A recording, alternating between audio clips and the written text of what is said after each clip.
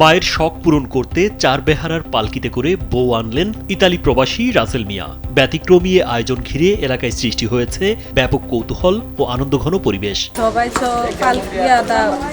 সুন্দর দিয়া private car দিয়া বিয়া করা, তা আমি আমার বউ আমার স্বপ্ন ছিল। নরসিংদীর বেলাবো উপজেলার দুলালকান্তি মধ্যপাড়া পশ্চিমপাড়া গ্রামের বাসিন্দা আবেদ আলীর ছেলে রাসেল মিয়া দীর্ঘদিন ধরে ইতালিতে বসবাস করছেন। সম্প্রতি দেশে ফিরে পারিবারিকভাবে স্বর্ণা আক্তারের সঙ্গে তার বিয়ে সম্পন্ন হয়।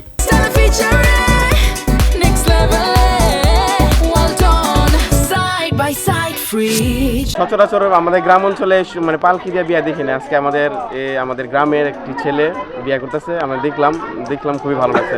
এই এলাকাতেও আমাদের দেখা মতে ফার্স্ট পালকিতে বিয়ে, আমাদের দেখা মতে অনেক ভালো লাগছে পালকির বিয়ে দেখে।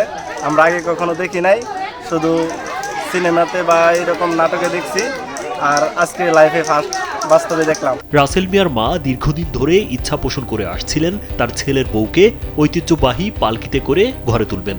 মায়ের সেই ইচ্ছাকে প্রাধান্য দিয়েই রাসেল মিয়া বেছে নেন গ্রামীণ ঐতিহ্যের এই ব্যতিক্রমী আয়োজন পালকি।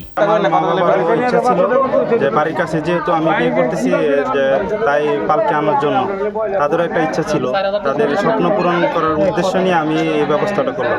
বিয়ের দিন চারজন বেহারার কাঁধে পালকিতে করে কনে স্বর্ণা আক্তারকে শ্বশুরবাড়িতে নিয়ে আসা হয়। এ সময় স্থানীয়রা এ দৃশ্য উপভোগ করতে ভিড় করেন।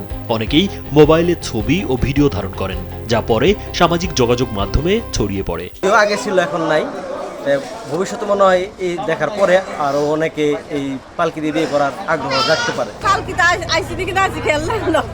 স্থানীয়রা জানান, আধুনিক যুগে এমন আয়োজন খুব একটা দেখা যায় না। তাই এই ব্যতিক্রমী উদ্যোগ এলাকাবাসীর মাঝে আনন্দের পাশাপাশি পুরনো ঐতিহ্যের স্মৃতি ফিরিয়ে এনেছে। দেখে খুব ভালো লাগতেছে যে আমরা যে আবারও বলতে গেলে এই পালকিতে বিয়ে করা এটা এক ধরনের বিলুপ্ত।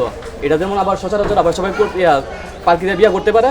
আর এটা একটা ঐতিহ্য আর কি, আমরা বলতে গেলে ঐতিহ্যটা হারিয়ে যেতেছে আর কি আস্তে আস্তে আমাদের মাছ থেকে পালকিতে বিয়ে করাটা আর কি। পালকিরা মনে নিয়ে আজকে মনে করুন 50-60 বছর আগে আমরা ব্যবসা চলা করতো।